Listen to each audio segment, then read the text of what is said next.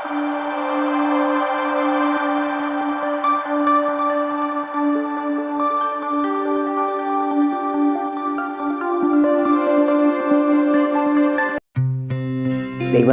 മഹത്വം. ക്രിസ്തുയേശുവിൻ്റെ നാമത്തിൽ എല്ലാ മാന്യ ശ്രോതാക്കൾക്കും എൻ്റെ സ്നേഹവന്ദനം. കഴിഞ്ഞ ക്ലാസ്സിൽ വെളിപ്പാട് പുസ്തകം 19-ാം അധ്യായത്തിൻ്റെ 1 മുതൽ 10 വരെയുള്ള വാക്യങ്ങൾ നമ്മൾ പഠിച്ചു. ഇന്ന് നമുക്ക് 11 മുതലുള്ള വാക്യങ്ങൾ നോക്കാം. പ്രാർത്ഥനയോടെ ആയിരിക്കാം. ദൈവം നമ്മെ സഹായിക്കട്ടെ. 11-ാം വാക്യം. അനന്തരം സ്വർഗം തുറന്നിരിക്കുന്നത് ഞാൻ കണ്ടു. ഒരു വെള്ളക്കുതിര പ്രത്യക്ഷമായി. അതിന്മേലിരിക്കുന്നവന് വിശ്വസ്തനും സത്യവാനും എന്ന് പേർ. അവൻ നീതിയോടെ വിധിക്കുകയും പോരാടുകയും ചെയ്യുന്നു. അനന്തരം യോഹന്നാന് ദർശനങ്ങളും വചനങ്ങളും നൽകിക്കൊണ്ടിരുന്ന ദൂതനെ നമസ്കരിക്കേണ്ടതിന് അപ്പസ്തോലൻ അവൻ്റെ കാൽക്കൽ വീഴുന്നതും ദൂതൻ അപ്പസ്തോലനെ വിലക്കിക്കൊണ്ട് ദൈവത്തെ നമസ്കരിക്കുവാൻ ആഹ്വാനം നൽകുന്നതും കഴിഞ്ഞ ക്ലാസ്സിൽ നാം കണ്ടു. അതിനുശേഷം സ്വർഗം തുറന്നിരിക്കുന്നതായി ഒരു ദർശനം അപ്പസ്തോലൻ കാണുകയാണ്.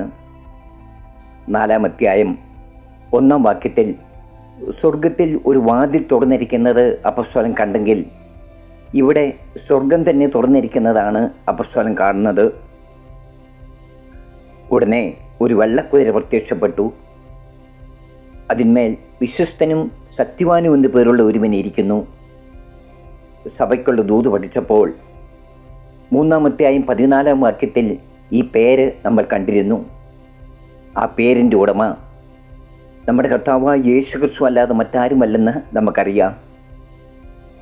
അവൻ നീതിയോടെ വിധിക്കുകയും പോരാടുകയും ചെയ്യുന്നു.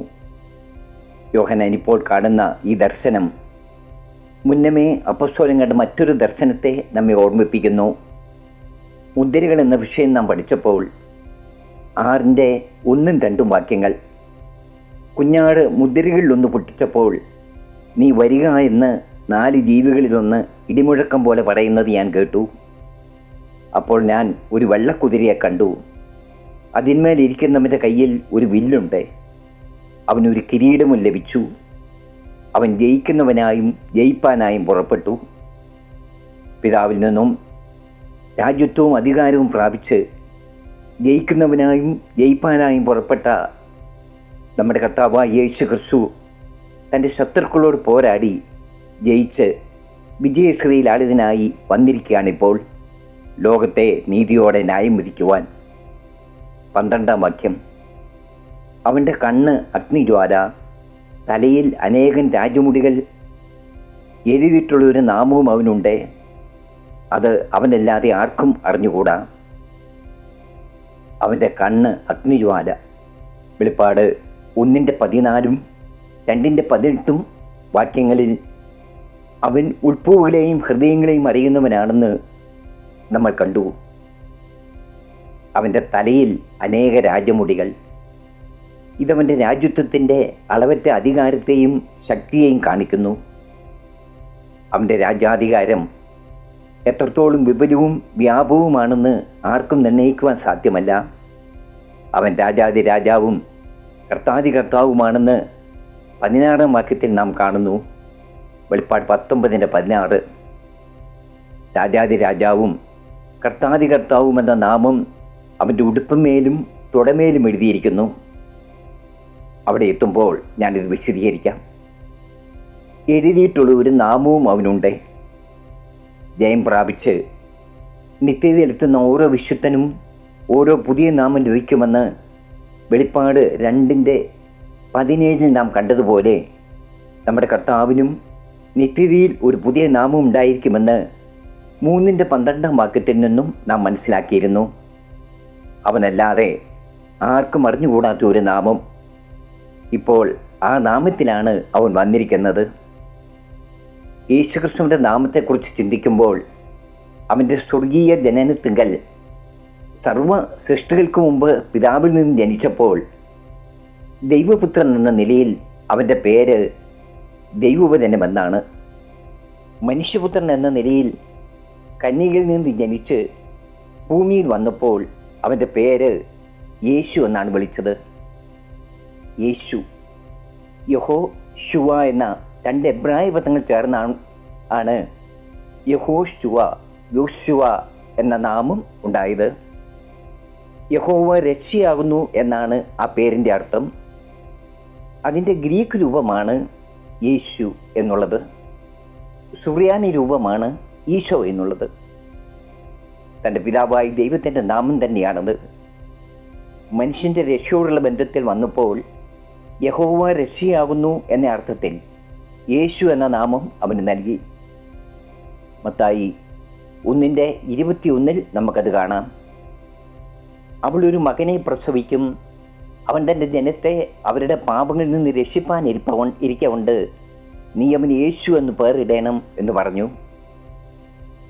യഹോവയായി ദൈവത്തിൻ്റെ പുത്രനാണ് മറിയയുടെ ഗർഭത്തിൽ ഉരുവായ മനുഷ്യപുത്രൻ എന്ന് തിരിച്ചറിയുന്ന ഒരുവന് മാത്രമേ അവൻ്റെ നാമത്തിൻ്റെ മഹത്വം മനസ്സിലാവൂ.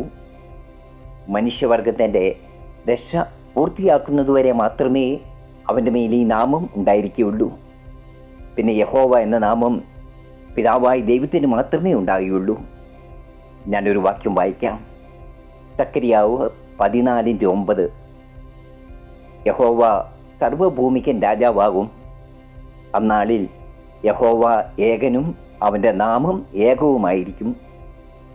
യഹോവ എന്ന നാമത്തിൽ ഒരാൾ മാത്രം, പിതാവായ ഏകദൈവം മാത്രം. ഇപ്പോൾ വെളുത്ത കുതിരപ്പുറത്ത് കയറി സ്വർഗത്തിൽ നിന്നും ഇറങ്ങി വരുന്ന ക്രിസ്തുവിൻ്റെ മേൽ എഴുതിയിരിക്കുന്നത് അവൻ്റെ പുതിയ നാമമാണ്, അവൻ്റെ നിത്യനാമം. കാരണം അവൻ്റെ കാന്തയായ സഭ തേജസ്കരിക്കപ്പെട്ടിരിക്കുന്നു, അല്ലെങ്കിൽ അവൻ്റെ രക്ഷാകര ദൗത്യം പൂർത്തിയാക്കിയിരിക്കുന്നു. 13-ാം വാക്യം. അവൻ രക്തം തളിച്ച് ഉടുപ്പ് ധരിച്ചിരിക്കുന്നു, അവന് ദൈവവചനം എന്ന് പേർ പറയുന്നു. അവൻ്റെ രക്തം തളിച്ച് ഉടുപ്പ് കാണിക്കുന്നത് അവൻ തൻ്റെ ശത്രുക്കളോട് പോരാടി ജയിച്ചു വന്നിരിക്കുന്നു എന്നാണ്. യെശയ്യാ 63:3 ഇതിൻ്റെ വ്യക്തമായ ഒരു ചിത്രം നമുക്ക് കാണാം. യെശയ്യാ 63:3. ഞാൻ ഏകനായി മുന്തിരിച്ചക്ക് ചവിട്ടി, ജാതികളിൽ ആരും എന്നോടുകൂടെ ഉണ്ടായിരുന്നില്ല. എൻ്റെ കോപത്തിൽ ഞാൻ അവരെ ചവിട്ടി, എൻ്റെ ക്രോധത്തിൽ അവരെ മെതിച്ചു കളഞ്ഞു. അവരുടെ രക്തം എൻ്റെ വസ്ത്രത്തിൽ തെറിച്ചു, എൻ്റെ ഉടുപ്പൊക്കെയും മലിനമായിരിക്കുന്നു. അനേക ജാതികളെ ദൈവം ന്യായം വിധിച്ച് തൻ്റെ ക്രോധത്തിന് ഇരയാക്കി. ആ ന്യായവിധിയുടെ രക്തമാണ് നീതിയോടെ വിധിക്കുകയും പോരാടുകയും ചെയ്യുന്ന രാജാതി രാജാവും കർത്താതി കർത്താവുമായ ക്രിസ്തു ധരിച്ചിരിക്കുന്ന രക്തം തളിച്ച ഉടുപ്പ് പ്രതീകപ്പെടുത്തുന്നത്. 14-ാം വാക്യം. സ്വർഗത്തിലെ സൈന്യം നിർമ്മലവും ശുഭ്രവുമായ വിശേഷ വസ്ത്രം ധരിച്ച് വെള്ളക്കുതിരപ്പുറത്ത് കയറി അവനെ അനുഗമിച്ചു. സ്വർഗത്തിലെ സൈന്യം, ഇത് ദൈവദൂതന്മാരും പുനരുത്ഥാനം പ്രാപിച്ച സഭയും ചേർന്ന സംഘമാണെന്ന് ഒരു കൂട്ടർ വാദിക്കുന്നു. എന്നാൽ മറ്റൊരു കൂട്ടർ പറയുന്നത് ഇത് ദൈവദൂതന്മാരും നിദ്ര പ്രാപിച്ച വിശുദ്ധന്മാരും അടങ്ങുന്ന സംഘമാണെന്നാണ്. ഈ രണ്ട് വാദങ്ങൾക്കും തിരുവചനത്തിൽ വ്യക്തമായ തെളിവുകളില്ല. എന്നാൽ സ്വർഗീയ സൈന്യം എന്ന് പറഞ്ഞിരിക്കുന്നത് ദൈവദൂതന്മാരെ കുറിച്ചാണെന്ന് പഴയ നിയമത്തിലും പുതിയ നിയമത്തിലും അനേക തെളിവുകൾ ഉണ്ട്. ചില വചനങ്ങൾ നമുക്ക് നോക്കാം. 1 രാജാക്കന്മാർ 22:19. അതിനവൻ പറഞ്ഞത്, എന്നാൽ നീ യഹോവയുടെ വചനം കേൾക്കുക. യഹോവ തൻ്റെ സിംഹാസനത്തിൽ ഇരിക്കുന്നതും സ്വർഗത്തിലെ സൈന്യമൊക്കെയും അവൻ്റെ അടുക്കൽ വലത്തും ഇടത്തും നിൽക്കുന്നതും ഞാൻ കണ്ടു. ഇത് സഭ പണിയപ്പെടുന്നതിന് വളരെ മുമ്പ് പഴയ നിയമകാലത്ത് പ്രവാചകനായ മീഖായാവ് കണ്ട ഒരു ദർശനമാണ്. സ്വർഗത്തിലെ സൈന്യമൊക്കെയും സിംഹാസനത്തിലിരിക്കുന്ന യഹോവയുടെ ഇടതും വലത്തുമായി നിൽക്കുന്നു. ഇത് സ്വർഗത്തിലെ ദൂതന്മാരാണെന്ന് സംശയലേശമെന്നേ നമുക്ക് പറയാം. പുതിയ നിയമത്തിൽ നിന്നും ഒരു വാക്യം കൂടെ നമുക്ക് നോക്കാം. ലൂക്കോസ് 2:12-13 വാക്യങ്ങൾ. നിങ്ങൾക്ക് അടയാളമോ, ശീലകൾ ചുറ്റി പശുത്തൊട്ടിയിൽ കിടക്കുന്ന ഒരു ശിശുവിനെ നിങ്ങൾ കാണും എന്ന് പറഞ്ഞു. പെട്ടെന്ന് സ്വർഗീയ സൈന്യത്തിൻ്റെ ഒരു സംഘം ദൂതനോട് ചേർന്ന് ദൈവത്തെ പുകഴ്ത്തി. ഇവിടെ സ്വർഗീയ സൈന്യത്തിൻ്റെ ഒരു സംഘം എന്ന് പറഞ്ഞിരിക്കുന്നത് ദൂതന്മാരെ കുറിച്ചാണെന്ന് വളരെ വ്യക്തമാണല്ലോ. ഇനി കർത്താവ് ഭൂമിയെ ന്യായം വിധിക്കുവാൻ വിശുദ്ധ ദൂതന്മാരുമായി വരുന്നു എന്ന് വചനത്തിൽ പല ഭാഗത്തും പറഞ്ഞിരിക്കുന്നത് നമുക്ക് കാണാം. ചില വാക്യങ്ങൾ നോക്കാം. ലൂക്ക 9:26, മത്തായി 16:27, 2 തെസ്സലോനിക്കർ 1:6, മത്തായി 16:27 ഞാൻ വായിക്കുന്നു. മനുഷ്യപുത്രൻ തൻ്റെ പിതാവിൻ്റെ മഹത്വത്തിൽ തൻ്റെ ദൂതന്മാരുമായി വരും. അപ്പോൾ അവൻ ഓരോരുത്തനും അവനവൻ്റെ പ്രവൃത്തിക്ക് തക്കവണ്ണം പകരം നൽകും. 2 തെസ്സലോനിക്കർ 1:6 കർത്താവായ യേശു തൻ്റെ ശക്തിയുള്ള ദൂതന്മാരുമായി സ്വർഗത്തിൽ നിന്ന് അഗ്നിജാലിയിൽ പ്രത്യക്ഷനായി എന്ന് നമ്മൾ കാണുന്നു. ഇവിടെയൊന്നും പുനരുത്ഥാനം പ്രാപിച്ച സഭയോ നിദ്ര പ്രാപിച്ച വിശുദ്ധന്മാരോ കർത്താവിനോട് കൂടി വരുന്നു എന്ന് പറയുന്നില്ല. എന്നാൽ യൂദായുടെ ലേഖനം 15-ാം വാക്യത്തിൽ 1000 വിശുദ്ധന്മാരുമായി വന്നിരിക്കുന്നു എന്ന് പറഞ്ഞിട്ടുണ്ട്. നേരത്തെ നമ്മൾ കണ്ട വചനങ്ങളുടെ അടിസ്ഥാനത്തിൽ ഇതും വിശുദ്ധ ദൂതന്മാർ തന്നെയാണെന്ന് നമുക്ക് മനസ്സിലാക്കാം. ഇനി മറ്റൊരു വാദം ഇവർ പറയുന്നത്, വെള്ളക്കുതിരപ്പുറത്ത് കയറി കർത്താവിനെ അനുഗമിക്കുന്ന ഈ സൈന്യം കുഞ്ഞാടിൻ്റെ മണവാട്ടിയായ സഭയ്ക്ക് ധരിക്കുവാൻ ലഭിച്ചതുപോലെ നിർമ്മലവും ശുഭ്രവുമായ വിശേഷ വസ്ത്രം ധരിച്ചിരിക്കുന്നു എന്നതാണ്. ഈ സാദൃശ്യത്തിന് കാരണം എന്താണെന്ന് കർത്താവ് പറഞ്ഞ ഒരു വാക്യത്തിൽ നമുക്ക് കാണാം. ലൂക്കോസ് 20:36 അവർ പുനരുത്ഥാന പുത്രന്മാരാകയാൽ ദൈവദൂത തുല്യരും ദൈവപുത്രന്മാരുമാകുന്നു. തേജസ് പ്രാപിച്ച ദൈവമക്കൾ ദൈവദൂത തുല്യരായിരിക്കുന്നു എന്ന് പറഞ്ഞിരിക്കുന്നു. 15-ാം വാക്യം, ജാതികളെ വെട്ടുവാൻ അവൻ്റെ വായിൽ നിന്ന് മൂർച്ചയുള്ള വാൾ പുറപ്പെടുന്നു. അവൻ ഇരുമ്പുകോൽ കൊണ്ട് അവരെ മേയിക്കും. സർവശക്തിയുള്ള ദൈവത്തിൻ്റെ കോപവും ക്രോധവുമായ മദ്യത്തിൻ്റെ ചക്ക് അവൻ മെതിക്കുന്നു. ഈ 15-ാം വാക്യത്തിൽ രാജാതിരാജാവും കർത്താവുമായ യേശുക്രിസ്തു ഈ ദുഷ്ടലോകത്തെ ന്യായം വിധിച്ച് നിത്യശിക്ഷാവിധി കൽപ്പിക്കുന്നതിനെ കുറിച്ചുള്ള 3 വിധ പരാമർശം കാണാം. ഒന്നാമത്തേത് തൻ്റെ വായിലെ മൂർച്ചയുള്ള വാളുകൊണ്ട് ജാതികളെ വെട്ടിക്കളയുന്നതാണ്. 1-ാം അധ്യായത്തിലും 2-ാം അധ്യായത്തിലും നാം ഇത് പഠിച്ചതാണ്. 1:16, 2:16. വെളിപ്പാട് 2:16 ഞാൻ വായിക്കാം. ആകയാൽ മാനസാന്തരപ്പെടുക, അല്ല ഞാൻ വേഗത്തിൽ വന്ന് എൻ്റെ വായിലെ വാളുകൊണ്ട് അവരോട് പോരാടും.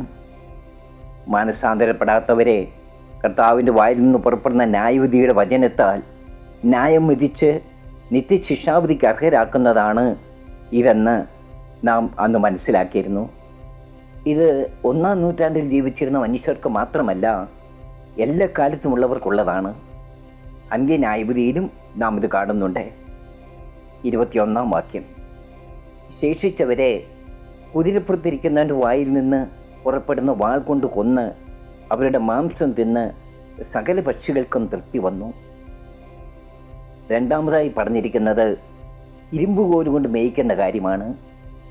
വടിയും കോലും കൊണ്ട് തൻ്റെ ആടുകളെ മേയിക്കുന്ന യഹോവയായി ദൈവത്തെ 23-ാം സങ്കീർത്തനത്തിൽ നാം കാണുന്നുണ്ട്. അവൻ തൻ്റെ പുത്രന് നൽകിയിരിക്കുന്ന അധികാരമാണ് ഇരുമ്പുകോൽ കൊണ്ട് ജാതികളെ തകർക്കുന്നതിനുള്ള അധികാരം.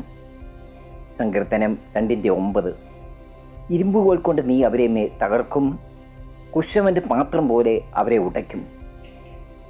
ഇതും ദുഷ്ടജനത്തെ ന്യായം വിധിച്ച് ഇനി ഒരു മടങ്ങിവരവ് സാധ്യമല്ലാത്ത വിധം നിത്യനാശത്തിലേക്ക് തള്ളുന്നതാണെന്ന് വ്യക്തമാണല്ലോ.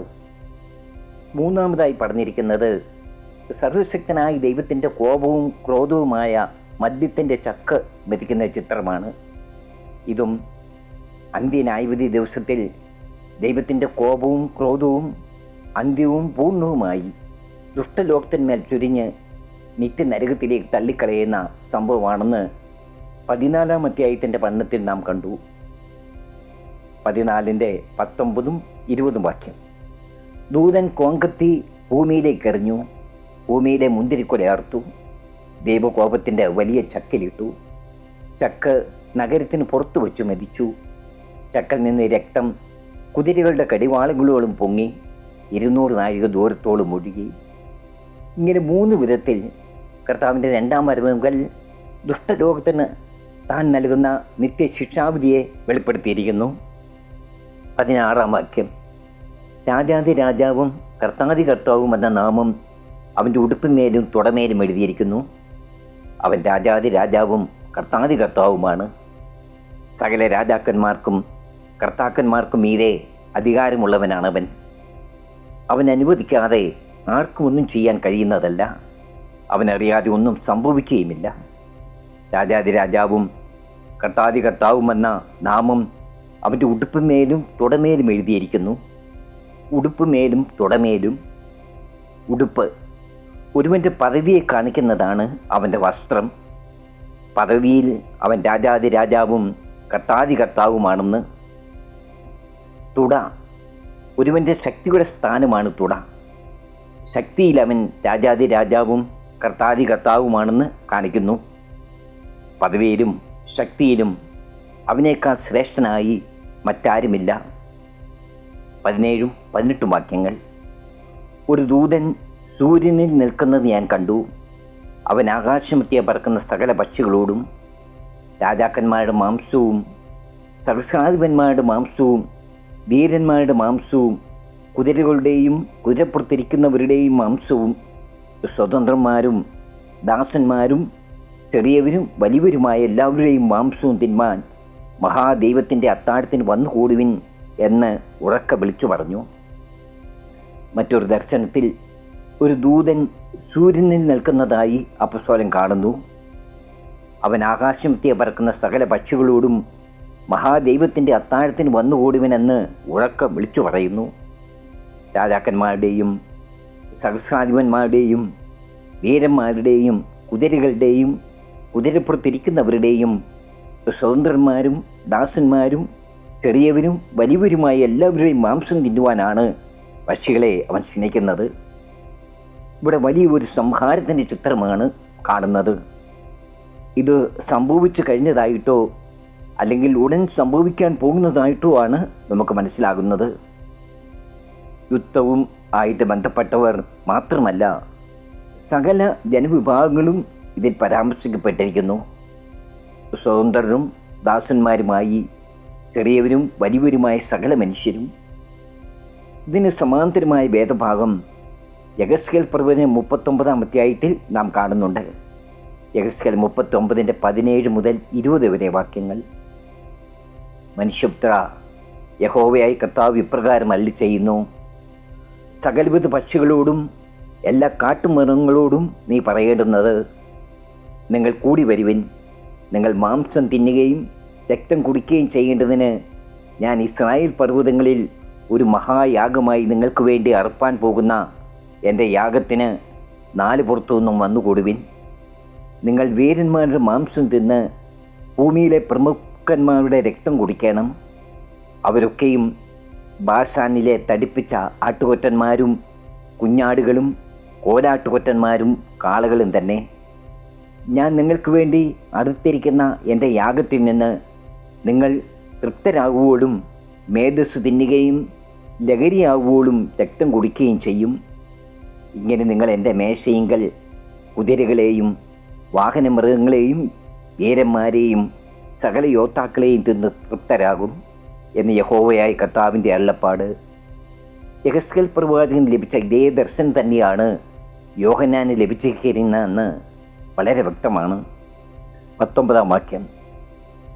കുതിരപ്പുറത്തിരിക്കുന്നവനോടും അവൻ്റെ സൈന്യത്തോടും യുദ്ധം ചെയ്യുവാൻ മൃഗവും ഭൂരാജാക്കന്മാരും അവരുടെ സൈന്യങ്ങളും ഒന്നിച്ചു വന്നുകൂടിയത് ഞാൻ കണ്ടു. കുതിരപ്പുറത്തിരിക്കുന്നവനോടും അവൻ്റെ സൈന്യത്തോടും യുദ്ധം ചെയ്യുവാൻ സ്വർഗത്തിൽ നിന്നും ഇറങ്ങി വന്ന രാജാതി രാജാവും കർത്താതി കർത്താവുമായ യേശു ക്രിസ്തുവിനോടും അവൻ്റെ സ്വർഗീയ സൈന്യത്തോടും യുദ്ധം ചെയ്യുവാൻ അധർമ്മമൂർത്തിയായ ലോകരാജാവും അവൻ്റെ കീഴിലുള്ള സകല രാജാക്കന്മാരും അവരുടെ സൈന്യങ്ങളും ഒന്നിച്ചു വന്നുകൂടിയത് അപ്പസ്തോലൻ കണ്ടു. വന്നു കൂടുന്നതല്ല, വന്ന് കൂടിയതാണ് കണ്ടത്. ഭൂതകാലത്തിൽ പ്രയോഗിച്ചിരിക്കുന്നത് നോക്കുക. ഒരു മഹായുദ്ധത്തെ ഒറ്റ വാക്കിൽ ഒതുക്കിയിരിക്കുകയാണ് ഇവിടെ. കഴിഞ്ഞ ഭാഗത്ത് നാം കണ്ട ഹർമഗദോൻ യുദ്ധം, 11, 13 അധ്യായങ്ങളിൽ കണ്ട യുദ്ധം, അടുത്ത ഭാഗത്ത് നാം പഠിക്കുവാൻ പോകുന്ന ഗോഗ് മാഗോഗ് യുദ്ധം ഇതെല്ലാം സമാന്തരങ്ങളാണെന്ന് നാം കണ്ടതാണ്. അധർമ്മമൂർത്തിയുടെ നേതൃത്വത്തിൽ സകല രാജാക്കന്മാരും അല്ലെങ്കിൽ എല്ലാ ഗവൺമെൻറ്റുകളും ലോക ജനതയും വിശുദ്ധ സഭയെ പീഡിപ്പിച്ച് നശിപ്പിക്കുന്നത് മാത്രമല്ല, സകല ജാതികളും ഇസ്രായേൽ എന്ന രാജ്യത്തോട് യുദ്ധം ചെയ്യുന്നതും ഇതിൽ പെടുന്നു എന്ന് നേരത്തെ നമ്മൾ മനസ്സിലാക്കി. 20-ാം വാക്യം, മൃഗത്തെയും അതിൻ്റെ മുമ്പാകെ താൻ ചെയ്ത അടയാളങ്ങളാൽ മനുഷ്യരെ ചതിച്ച് മൃഗത്തിൻ്റെ മുദ്രയേൽപ്പിക്കുകയും അതിൻ്റെ പ്രതിമയെ നമസ്കരിപ്പിക്കുകയും ചെയ്ത കള്ളപ്രവാചകനെയും പിടിച്ചു കിട്ടി ഇരുവരെയും ഗന്ധകം കത്തുന്ന തീപ്പൊയ്കയിൽ ജീവനോടെ തള്ളിക്കളഞ്ഞു. സ്വയം ദൈവം ചമഞ്ഞ് ജനത്തെ വഞ്ചിച്ച് ലോകത്തെ അടക്കിപ്പരിച്ച അധർമ്മമൂർത്തിയായ രാഷ്ട്ര നേതാവിനെയും സാത്താൻ്റെ വ്യാപാര ശക്തിയാൽ വ്യാജമായ അത്ഭുതങ്ങളും അടയാളങ്ങളും കാണിച്ച് ലോകജനതയെ പോഷ്ക്ക് വിശ്വസിപ്പിച്ച് മൃഗത്തിൻ്റെ മുദ്രയേൽപ്പിച്ച് അവരെ നിത്യനരകത്തിന് അർഹരാക്കിയ കള്ളപ്രവാചകനായ മതനേതാവിനെയും പിടിച്ചുകിട്ടി ജീവനോടെ തീപ്പൊയ്കയിൽ തള്ളിക്കളഞ്ഞു. ജീവനോടെ തീപ്പൊയ്കയിൽ തള്ളുക അവരുടെ ശിക്ഷയുടെ കാഠിന്യത്തെ ഇത് കാണിക്കുന്നു എന്ന് നമുക്ക് മനസ്സിലാക്കാം. 21-ാം വാക്യം, ശേഷിച്ചവരെ കുതിരപ്പുറത്തിരിക്കുന്നവൻ്റെ വായിൽ നിന്ന് പുറപ്പെടുന്ന വാൾ കൊണ്ട് കൊന്ന് അവരുടെ മാംസം തിന്ന് സകല പക്ഷികൾക്കും തൃപ്തി വന്നു. ബാക്കിയുള്ളവരെ കർത്താവിൻ്റെ വായിൽ നിന്ന് പുറപ്പെടുന്ന വാൾ കൊണ്ട് കൊന്നുകളഞ്ഞു. കർത്താവ് അവരെ ന്യായം വിധിച്ച് നിത്യശിക്ഷയിലേക്ക് തള്ളിക്കളഞ്ഞു എന്ന് നമുക്ക് മനസ്സിലാക്കാം. അവരുടെ മാംസം തിന്ന് സകല പക്ഷികൾക്കും തൃപ്തി വന്നു. ഇത് ആശ്ചര്യമായി സംഭവിക്കുന്നതല്ല. ഒരാളുടെ ശവം പക്ഷികൾക്ക് തിന്മാൻ കൊടുക്കുക എന്ന് പറഞ്ഞാൽ ലോകം അവനെ നിന്ദിക്കുന്നതിന് തുല്യമാണല്ലോ. കർത്താവ് ന്യായം വിധിച്ച ഈ ദുഷ്ടജനതയാ നിത്യം നിന്നയ്ക്ക് അർഹരായി തീർന്നു എന്ന് നമുക്ക് മനസ്സിലാക്കാം. അങ്ങനെ വെളിപ്പാട് പുസ്തകത്തിൻ്റെ 6-ാം ഭാഗം ഇവിടെ അവസാനിക്കുന്നു. ദൈവഹിതമായാൽ അടുത്ത ക്ലാസ്സിൽ അവസാന ഭാഗമായ സാത്താൻ്റെ പരാജയവും ദൈവജനത്തിൻ്റെ വിജയവും എന്ന വിഷയം നമുക്ക് പഠിച്ചു തുടങ്ങാം. നിങ്ങളുടെ പ്രാർത്ഥന ഞാൻ ചോദിക്കുന്നു. എന്നെ ശ്രവിച്ച എല്ലാവർക്കും വേഗം വരുന്നവനായ കർത്താവായ യേശു ക്രിസ്തുവിൻ്റെ നാമത്തിൽ എൻ്റെ നന്ദിയും സ്നേഹവും അറിയിക്കുന്നു. Praise the Lord.